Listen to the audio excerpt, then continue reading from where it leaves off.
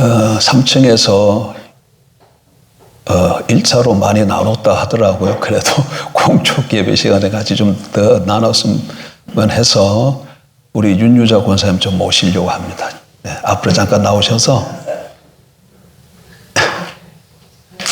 하나님께서 어떻게 치유해 주셨는가 간증 잠깐 좀 해주시면 좋을 것 같아요. 잠깐 박수로 좀.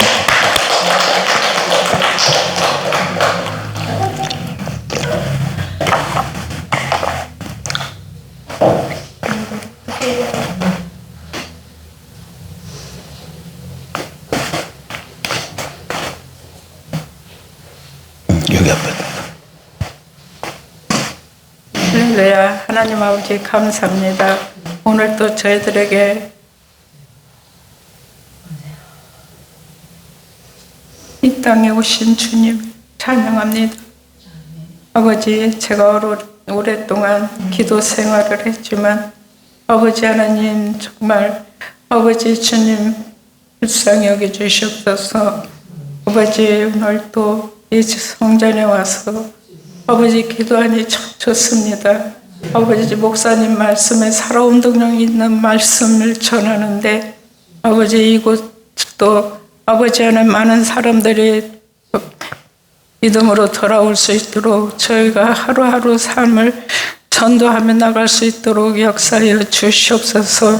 귀한 하나님의 사랑을 아버지 하나님 저들에게 전하게 해 주시옵소서. 예수 그리스도 이름으로 기도했습니다. 아멘.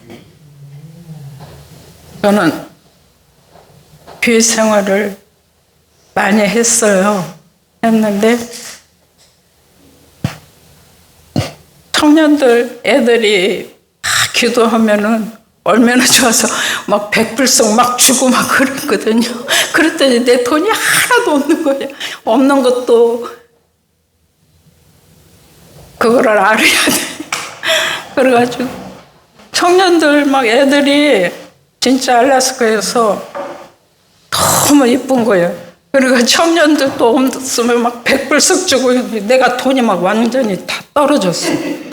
하도 퍼져가지고 막 주고 싶어. 막 여기서도 막 주고 싶고. 그래는 너무 그냥 그렇게 살다 보니까 여기까지 왔습니다. 그래서 이제 전도에 더욱더 이제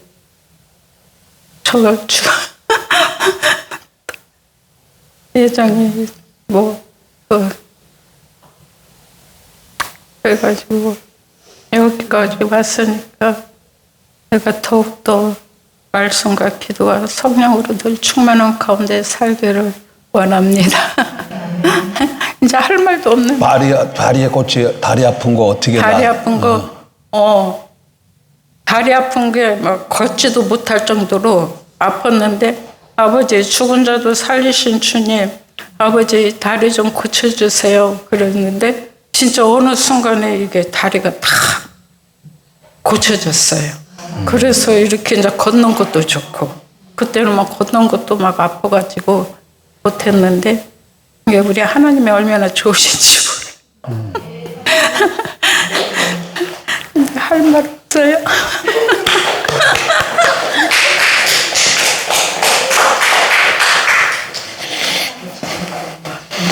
간증은 뭐 자기 자랑하는 게 아니고 하나님께서 나의 삶 가운데 어떤 일을 행하셨는가 그걸 통해서 하나님께 영광을 돌리는 것이죠. 하나님께서 나의 삶 속에 이렇게 간섭해 주시고 이런 일을 해 주셨다.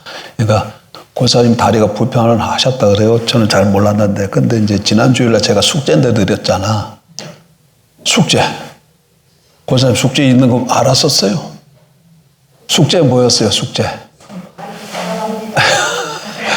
예, 그래 그 숙제를 하면서 그렇게 한 주간 지내는데 근데 이제 기도하고 그러는 동안에 선포하고 그러는 동안에 치유가 되어졌다는 거예요. 그래서 우리 말에 권세가 있습니다. 왜 우리의 말에 권세가 있습니까? 로마서 5장 17절에 우리를 뭐라고 얘기해요?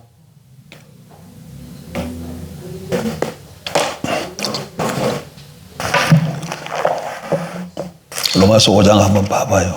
수요일 날도 봤는데.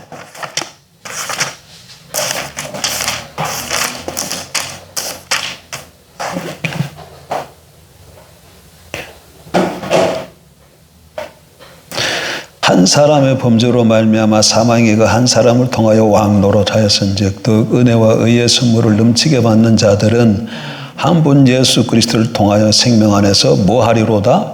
왕노릇하리로다.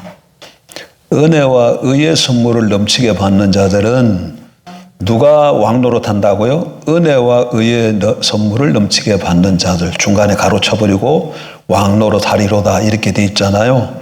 그런데 이제 중간에 가로친 걸 열면 한 분 예수 그리스도를 통하여 생명 안에서.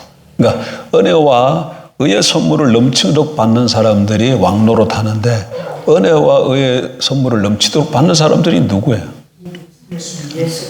예, 은혜와 의의 선물은 동격이야. 동격. 은혜가 뭐냐? 의의 선물. 의의 선물이 은혜로 주어지는 거예요. 의의 선물은 예수 그리스도가 십자가 죽기까지 의를 이루셨잖아요. 그리고 우리가 주와 구주를 믿고 영접할 때 그 의를 우리에게 전가해 주시죠. 의의 선물로 주시죠. 우리가 그걸 믿음으로 은혜로 받잖아요. 그러니까 다시 말하면 예수 그리스도 믿는 사람들이에요. 예수 그리스도 믿는 사람들이 예수 그리스도로 말미암아 생명 안에서 뭐 한다? 왕노릇한다. 그러니까 우리에게 뭐가 있는 거예요? 왕적 권세가 있는 거예요. 우리에게 뭐가 있다고요? 왕적 권세가 있어요. 그러니까 지금도 지금은 뭐 현대는 그런 왕이 이북이 좋네. 이북의 김정은이는 왕이잖아요. 예? 조선인민민주주의 공화국인가 뭐 그렇게 돼 있다 할지라도 말만 그런 것이 실질적으로는 1인이 통치하는 거랑 똑같잖아요. 그 왕이야, 왕. 김정은이 왕이야. 왕 하니까 막 그 말 한마디에 모든 사람들이 다 움직이잖아요. 그런 권세가 그리스도인들에게 있다는 거예요, 우리에게. 그러니까 권세는 뭘로 나타나요? 말로 나타나잖아, 말로. 그래서 이런 권세가 우리에 있기 때문에 말로 선포하면 선포한 대로 성취가 되는 아무나 되지는 게 아니야. 아무나. 물론 이방인들도 이런 걸 모르고 그냥 자기네들은 최면식으로 할 수 있다. 말하는 대로 된다. 할 수 있다. 이렇게 뭐 보험 가면 그렇게 가르친다고요. 합디다. 뭐 가보진 않았지만 그거 일종의 자기 체면이지. 뭐 할 수 있다. 에? 그리고 하면 된다.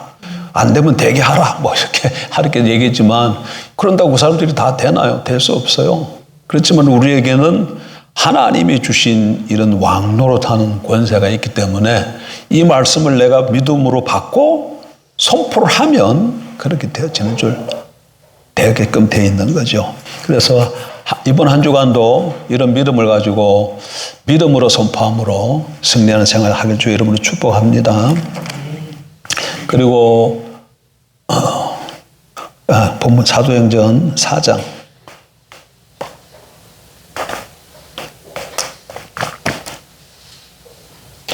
사도행전 4장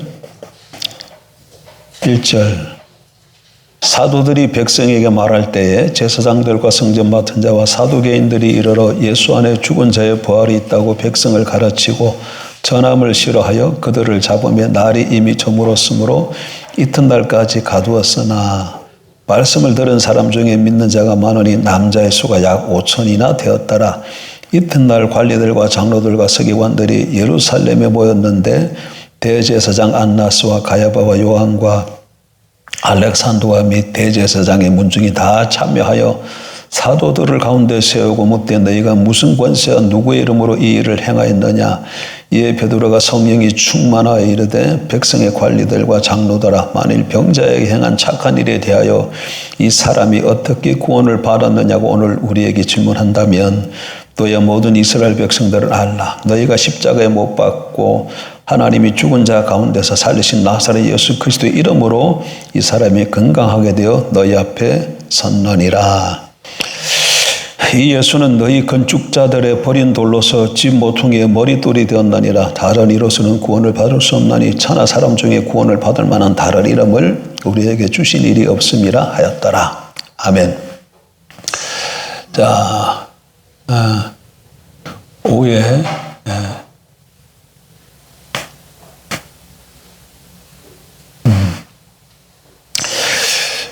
그리스도인들 가운데 문제를 하나가 있다면 여러분들에게는 뭡니까? 목사에게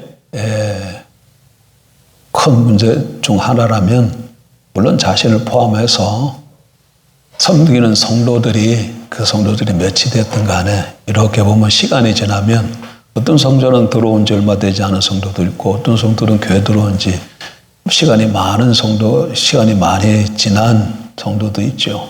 그런데 이렇게 예수 그리스도 믿고 영접해서 신앙생활을 하면 시간이 어느 정도 변하면 변함에 따라 사람들이 이렇게 그리스도의 모습으로 변화되어 가야 되는데 이렇게 보면 그렇지 않다는 것이 문제인 거예요. 그렇죠.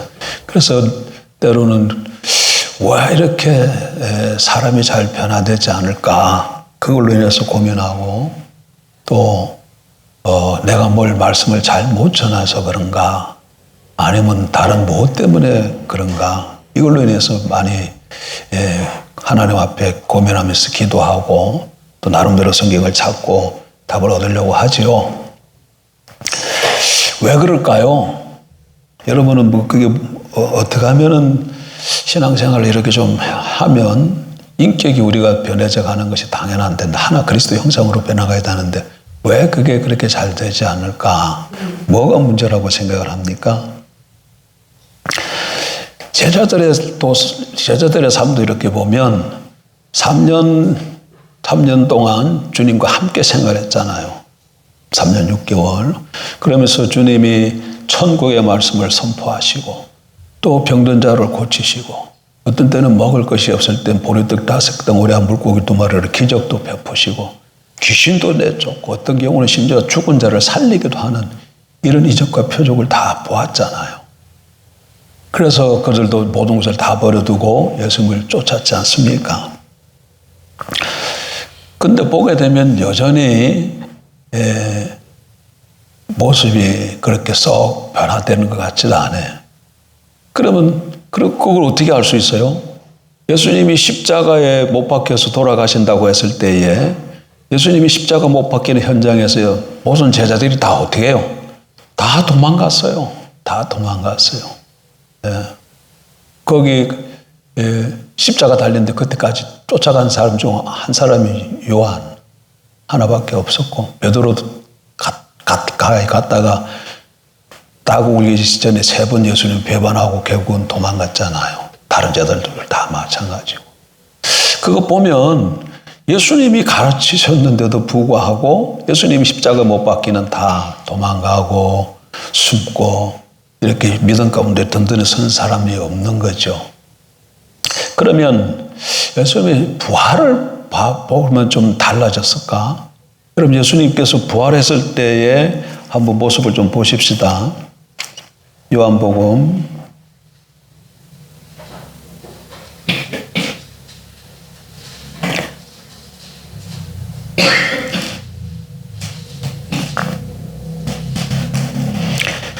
20장 보세요. 요한복음 20장.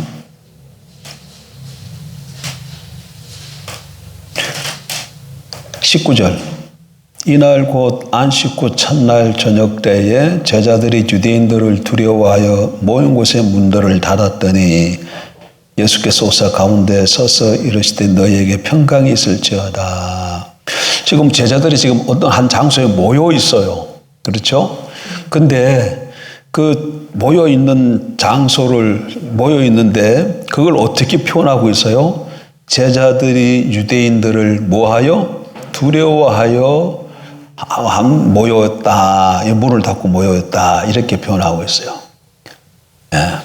그러니까 굉장히 두려워하고 염려하고 걱정하고 있는 그런 모습들이죠. 근데 거기에 예수님이 나타났어요.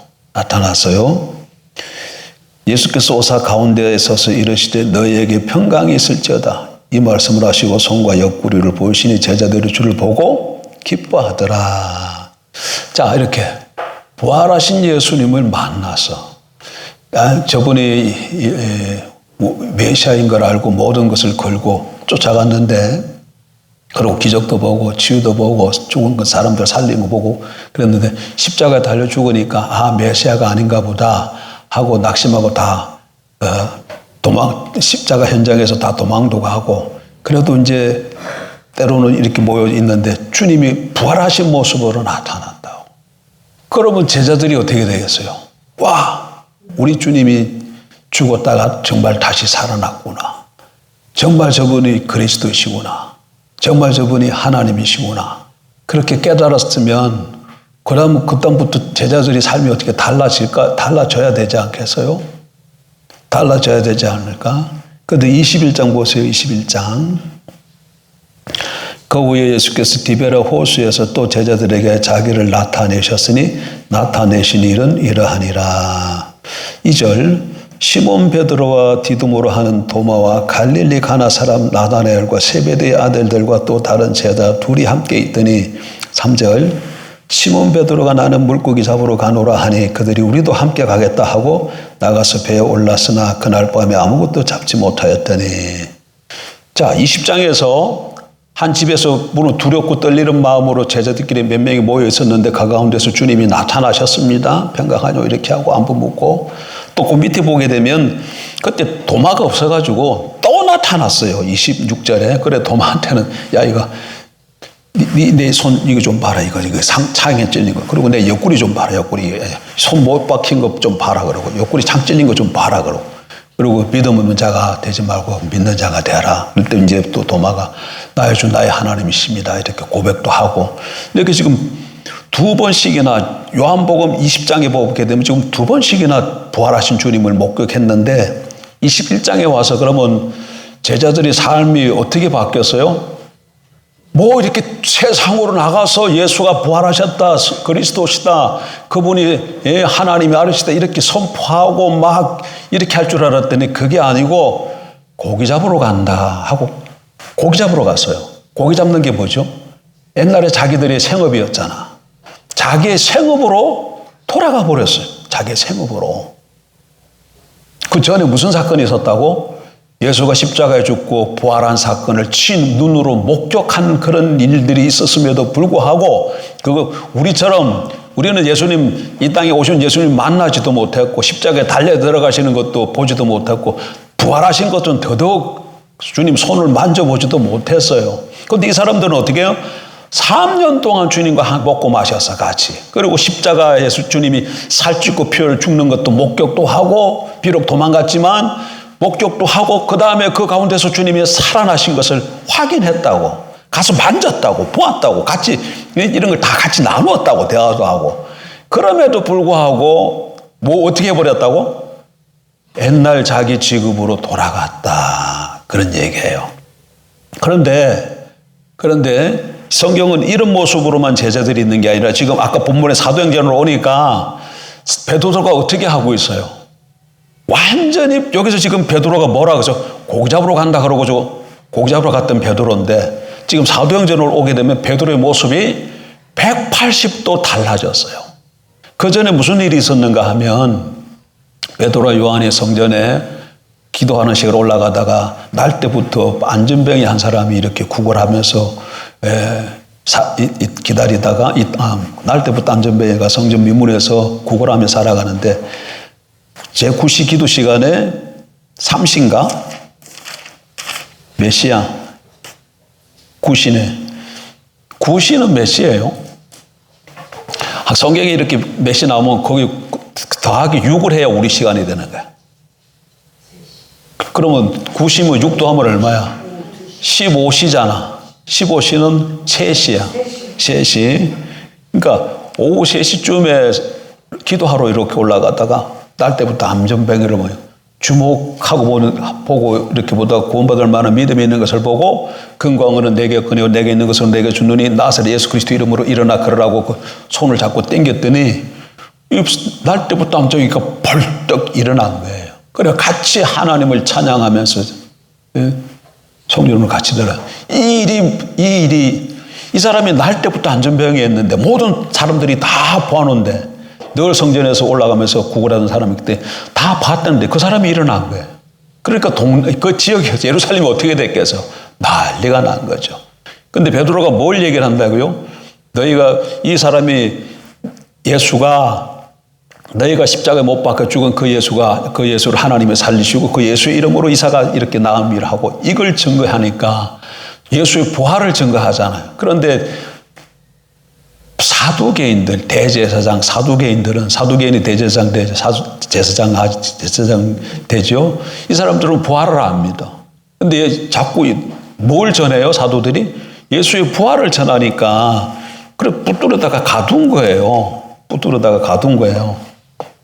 4장 1절 사도들이 백성에게 말할 때 제사장들과 성전 맡은 자와 사두개인들이 이르러 예수 안에 죽은 자의 부활이 있다고 백성을 가르치고 전함을 싫어하여 그들을 잡아매 날이 이미 저물어서 이튿날까지 가두었으나 이렇게 가두었다가 그러다가 날이 저물어서 다음 날 다시 불렀어. 여러 장로들과 제사장과 관리들인데 근데 그때에 뭐라고 누가 그 일었는데 8절에 이에 베드로가 성령이 충만히 이르되 백성의 관리들과 장로들아 만일 병자에게 행한 착한 일에 대하여 이 사람이 어떻게 구원받았냐고 오늘 우리에게 질문한다면 예?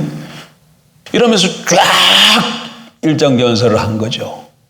근데 원래부터 베드로가 이렇게 연설을 잘했냐 설교를 잘했냐 그렇지 않아요. 13절 보세요. 그들이 베드로와 요한이 담대하게 말함을 보고 그들을 본래 뭐가 없는 범인으로 알았다가 학문 없는 범인으로 알았다가 이상히 여기며 또 전에 예수와 함께 있던 줄도 알고 그러니까 베드로와 요한이 저 사람들은 일례 학문이 없는 사람 그러니까 자기네들이나 사람들 앞에서 이렇게 쫙 말할 수 있는 그런 인물이 아니라는 거예요. 근데 지금 베드로가 일어서서 어떻게 한다고요? 담대하게 말을 한다는 얘기예요. 담대하게. 그러면 얼마 전까지만 해도 지금 여러분 지금 이 사건하고 예수님이 십자가에 죽고 3일 만에 부활한 사건하고 얼마나 시간이 지났을까요? 시간이 그렇게 많이 지나지 않았어요. 시간이 많이 지나지 않았어요. 요 사도행전 읽어보게 되면 부활한 후에 언제 여러분 그 오순절이 임합니까?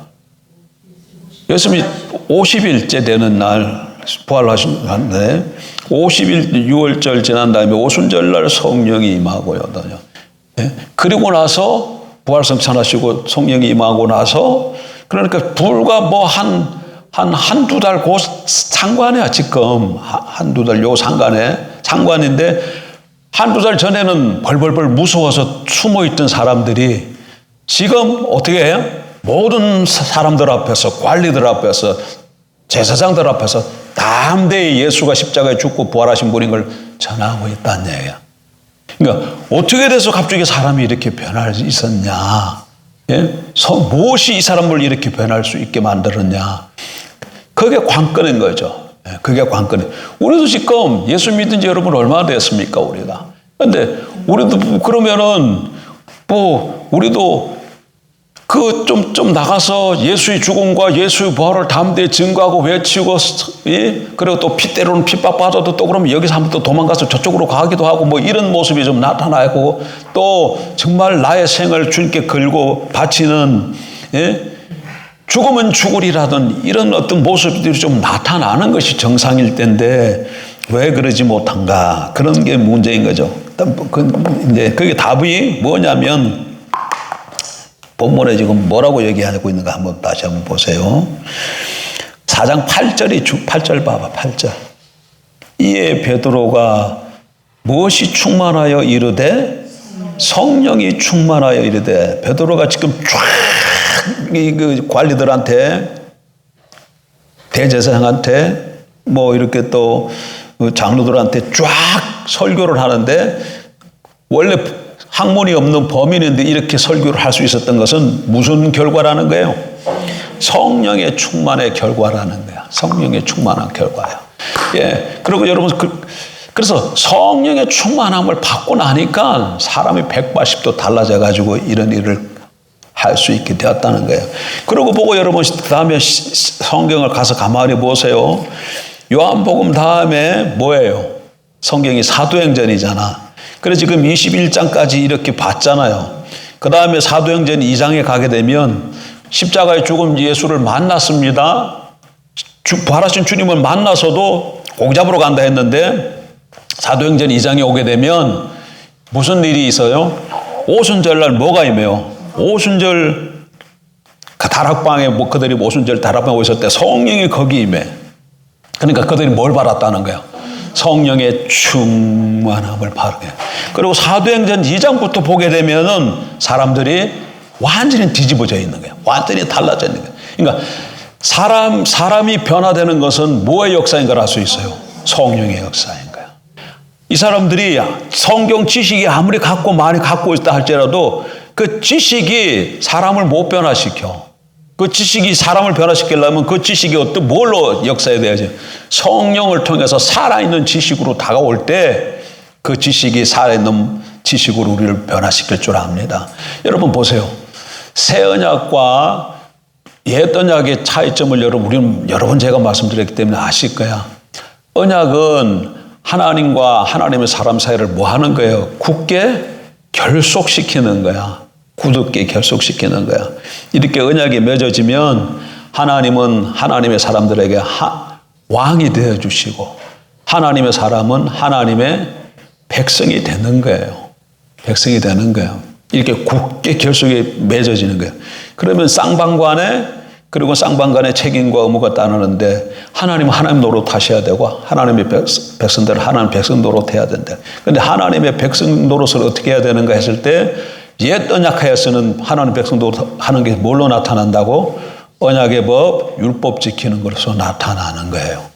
그런데 새 언약에서는 그러면 하나님의 백성들이 하나님 백성 노릇해야 될 게 뭘로 나타나요?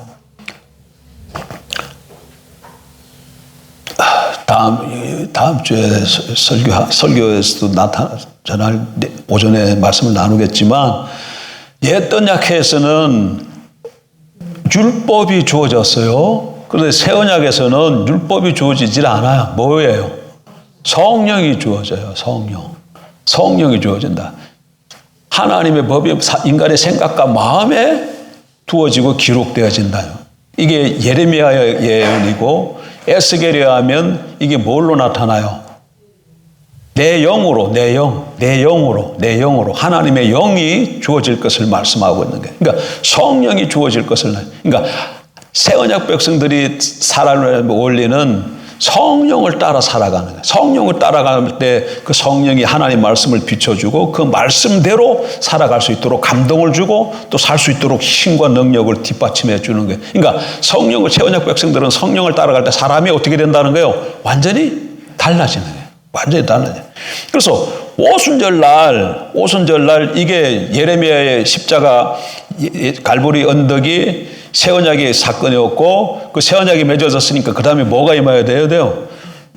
하나님의 영이 임해야 되잖아요. 그 영이 임한 거에 언제 임했다니까? 오순절 마가 다락방에 사도행전 2장이 임하게 된 거예요. 그래서 그때 모였던 그 하나님의 사람들이 다 성령의 충만함을 받고 나서 새 언약 백성으로 변하고 되고 나니까 성령의 사람이 되어서 성령을 따라 움직이는 변하게 되는 사람이 돼. 그렇게 되다 보니까 사도들도 그 사도행전 2장부터는 무슨 일을 합니까? 막 대중 앞으로 숨어 있는 것이 아니라 기회가 주어지면 대중 앞에 나가서 뭐래요? 막 예수 그리스도를 전가하기 시작하고 설교하기 시작하고 선포하기 시작하고 또 감옥에 가두면 또 감옥에 갇혀 있다가 또 기회가 되어지면 하나님 말씀에 순종하니 낫냐 사람이 안 되게 순종하냐 이렇게 하면서 또 얘기하고 또 야고보 같은 경우에는 죽게 될 때 또 죽임까지 당해. 뭐 숨결 비참하거나 뭐 이러지를 않고 그러는 걸 보게 돼. 결국 이 모든 게 역사가 뭐다? 성령의 역사다. 성령의 역사. 그러면 오늘 우리에게도 우리 인격이 변화되어지고 우리 삶이 달라지고 우리 삶을 통해서 하나님의 영광이 나타나고 하나님께서 영광 받는 하나님 기뻐하시는 그런 삶이 되어지려면 뭐가 임해야 된다는 걸 알 수 있어요. 성령을 우리가 예수 그리스도 믿고 영접하는 순간 우리 안에 성령이 거하십니다. 임재하십니다. 그것뿐만 아니라 또 성령이 충만하게 임할 수 있도록 이런 성령 체험이 너무너무 중요하다는 걸 알 수 있어요. 그래서 늘 성령에 대해서 민감하게 성령이 민감해서 말씀하시는 걸 듣고 순종할 뿐만 아니라 또 늘 성령을 사모해야 돼. 그러면 또 그때마다 성령이 임하셔요. 여러분 본문에 보게 되면 자, 오순절날 성령이 임하지요. 사도행전 2장에 사도행전 2장 보세요. 오순절날이 1절 이미 이름에 그들이 다 같이 한 곳에 모였더니 호련히 하늘로부터 급하고 강한 바람 같은 소리가 있어 그들이 앉아온 집에 가득하며 마치 불의 혀처럼 갈라지는 것들이 그들에게 보여 각 사람이 하나씩 임하여 있더니 그들이 다 성령의 충만함을 받고 성령이 말하게 하심을 따라 다른 언어들로 말하기를 시작하니라. 여기 무슨 일이 벌어졌어요? 성령의 충만함이 부어졌어요. 근데 또 여기 또 와서 보세요. 4장으로 와봐. 4장에 와서 보세요. 23절 사도들이 노임의 그 동료에게 가서 제사장들과 장로들의 말을 다 알리니 그들이 듣고 한 마음으로 하나님께 소리를 높여 이르되 대주제여 천지와 바다와 그 가운데 만물을 지으시니요 하고 이렇게 기도했습니다. 기도했더니 무슨 일이 일어나는가 보세요. 이제 기도 내용 조금 더 볼게요. 29절 주여 이제도 그들의 위협함을 굽어보시고 또 종들로 하여금 담대히 하나님의 말씀을 전하여 주시오며 손을 내밀어 병을 낫게 하시옵고 표적과 기사가 거룩한 종 예수 이름으로 이루어지게 하옵소서 하더라. 빌기를 다하며 뭐 했다는 거예요? 기도를 다하며 모인 곳이 진동하더니 무리가 다 성령이 뭐하여? 충만하여 담대히 하나님 말씀을 전해. 다시금 오순절날 마가다라방에서 성령을 받고 충만했는데 여기서 또 모여서 같이 또 기도했더니 또 충만해지는 것을 볼 수 있지요. 사도행전 10장을 또 한번 가보세요. 사도행전 10장. 고넬료가 베드로를 청했습니다. 천사가 베드로를 청해서 말씀을 들으라 해서 그 내용은 자세한 거는 사도행전 10장을 여러분 가서 보십시오. 자, 10장 44절 베드로가 이제 청함 받고 고넬료 집에 와서 이제 얘기를 합니다. 44절 베드로가 이 말을 할 때에 성령이 말씀 듣는 모든 사람에게 내려오시니 베드로와 함께 온 할례 받은 신자들이 이방인들에게도 성령 부어 주심으로 말미암아 놀라니 이는 방언을 말하며 하나님 높임을 들으미르라. 이에 베드로가 이르되 이 사람들이 우리와 같이 무엇을 받았으니 성령을 받았으니 누가 능히 물로 세례 베품을 금하려 하고. 성령을 오순절날 마가다락방에 성령이 임한 후에도 계속해서 기도하니까 성령이 계속해서 어떻게 다시금 임해서 충만하게 되어지는 것을 볼 수 있어요. 그러니까 성령을 받았다 그래서 한번 그걸로 끝나는 것이 아니라 계속해서 충만함을 구하고 계속해서 성령의 충만함을 받을 때에 우리 사람의 인격이 변화되어지고 맡겨주신 일을 능력 있게 감당하게 되어지고 담대히 나가서 막 하지 말라 그래. 아니 누가 시킨 것도 아니라도 나가서 견딜 수 없어서 막 예수가 주와 그리스도이신과 십자가 죽고 3일 만에 부활하신 것을 증거하고 또 여기 보게 되면 3장쯤에 보게 되면은 이장이네 막 자기 재산 소유 같은 거 다 팔아가지고 서로 나누고 서로 세우고 세움받는 그런 역사가 나타나게 되어진다네요. 그러니까 중요한 것은 예수 그리스도의 십자가의 죽음과 부활은 객관적인 거예요.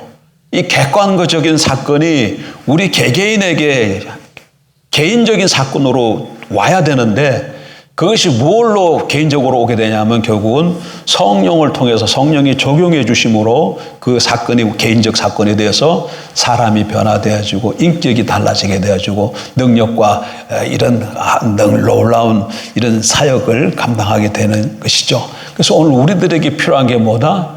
다시 한번 성령의 충만함을 구하는 것이 필요하다. 다시 같이 모였을 때도 성령의 충만함을 구하고 또 개인적으로 흩어져서 또 여러분 개인적인 시간을 찾았을 때도 구해야 될 것이 성령의 충만함을 구하십시오.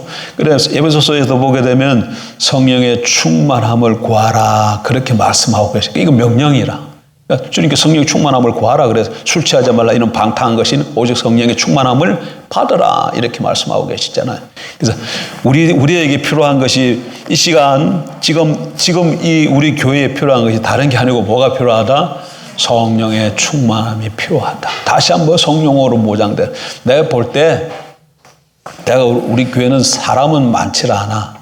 그러나 성경에서 말하고 있는 기본적인 진리 그리고 성경이 말하고 있는 핵심적인 줄거리 이것들은 여러분들이 다 듣고 배워서 알고 있다고 저는 생각합니다. 그거 어떻게 알 수 있는가? 여러분이 나가서 타교회 성도들하고 대화 한번 나눠보세요.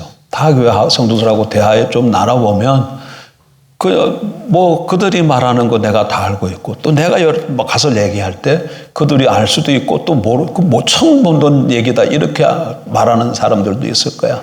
결코 그런 측면에서 보면 부족함이 아닌 거야. 그건 무슨 얘기예요? 성도들 한 분 한 분이 말씀으로 다져져 있다는 거야. 근데 그 다져져 있는 이 말씀이 머리에만 있으면 안 되고 이게 어디까지 와야 돼? 일러 가슴으로 내려와서 살아있는 말씀으로 마음과 생각에 살아있는 말씀으로 움직여야 되는데 그렇게 하기 위해서는 뭐가 필요하다? 성령이 필요하다는 거예요. 성령의 역사가 필요하다는 거예요. 그럴 때에 정말 놀라운 역사가 나타날 줄 믿습니다. 그리고 저는 조만간에 좀 나타날 것 같아요. 어쩌면 윤유자 권사님이 저게 시발인 것 같아. 시작인 것 같아요. 공동체 가운데 우리가 병 때문에 기도했고 그래서 하나님의 은혜를 베풀어서 치유된 거는 개인적으로는 여러분께 있을 줄 몰라도 공동체 가운데 나타나는 역사는 지금 처음이잖아. 그러니까 저거 시발로 인해서 이제 나타나기 시작하면 뭐 걷잡을 수 없이 나타날 거라고 믿습니다. 그러기 위해서는 우리에게 뭐가 필요하다? 성령을 찾고 구하는 것이 필요하다. 이렇게 개인적으로 찾는 것도 필요하고 공동체가 모여서 합심해서 간구하고 구하는 것도 여기도 보면 지금 사도행전 4장에도 제자들이 같이 모여서 빌기를 다하며 그렇게 말하고 있잖아요. 빌기를 다하며 했단 뭐예요? 같이 뭐 했다는 거예요? 기도했다는 거 아니에요. 자, 우리 이제 맞춰서 좀 이제 기도할 때 다른 거 기도하지 말고 성령을 부어줄 것을 첫 번째로 기도하고 그 다음에 특별히 그 성령이 임하셔서 우리의 연약한 지체들을 치유해달라고 성령의 충만함, 질병을 치유해달라는 것 기도하고 두 번째 하나 더는 10월 27일 날 아마 이게 한국 교회사에 아마 어쩌면 정말 아까 장로님하고 밥 먹으면서 짧게 대화를 나눴는데 10월 27일 날 사람이 정말 안 보이면 몇 사람 안 모이면 모이긴 모이겠지요. 우리도 몇 명 올라가니까 모이긴 모일 거 아니야. 근데 몇 사람 안 모이면 이거 정말 참패한 일이야. 예. 하나님 영광도 가리우게 되고 참패한 일인데. 근데 좀 많이 모여야 세상 사람들 보기에도 이건 결국은 뭐예요? 뭘 저지하려고 이렇게 하는 거예요? 차별금지법이 지금 국회를 통과 못하도록 이게 그래서 동성애법이 정해지지 못하도록 막으려고 그러는 거 아니에요. 여러분 이건 창조 질서를 진짜 부정하는 겁니다. 그런데 창조 질서 이런 하나님의 뜻을 떠나서라도 세상적으로도 그렇게 하면 안 돼요. 여러분 보세요. 대한민국이 지금 인구가 자꾸 불어나요, 줄어들어요. 결혼한 청년들이 아이를 안 낳으려고 그래. 아이를 안 낳아요. 아이를 안 낳아. 우리 집도 큰 녀석 하나 낳고 안 낳는다 그래. 둘째도 하나 낳고 안 낳아. 이제 물론 셋째는 이제 가면은 지는 둘 놓겠다 그래. 그런데 가봐야 되는 거고. 아이들을 안 낳으려고 그래. 그러면 자연적으로 인구가 어떻게 돼요? 줄어들잖아요. 인구가 감소하잖아요. 그런 식으로 자꾸 가다 보면 어떻게 돼? 대한민국. 예? 그러니까 어떻게 해야 돼? 인구 자녀들이 자꾸 태어나야 그나마 나라가 유지되는데. 개업을 고양이 만드는. 그렇게 저기 짜장면 집 그 안주인이 자꾸 고양이 밥 줘가지고 고양이만 늘어났어요. 아주 그냥 몇 배로 늘어났는지 몰라. 이번에 열 몇 마리 낳았다 그래가지고 저기 신용냉동 그 밑에 바글바글해. 어제 저녁인가 그저께인가 제 아내하고 라스베가스 운동하고 산책 좀 하고 이렇게 오는데 길고양이입니다. 뭔 고양이라고? 집고양이가 아니고 길고양이야. 근데 그 중국집 아줌마가 자꾸 먹이를 주니까 알아가지고 그 아줌마 곁을 떠나질 않아. 그리고 아줌마가 나타나니까 꼬리를 이렇게 하고 가서 부딪혀. 이건 뭐예요? 쓱 이렇게 하는 거. 안다는 거야.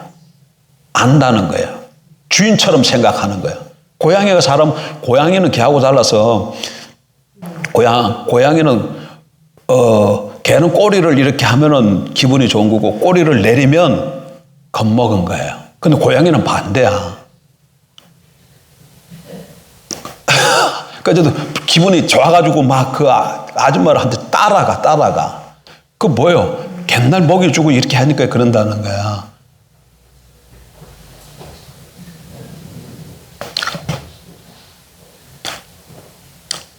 치매 왔어요.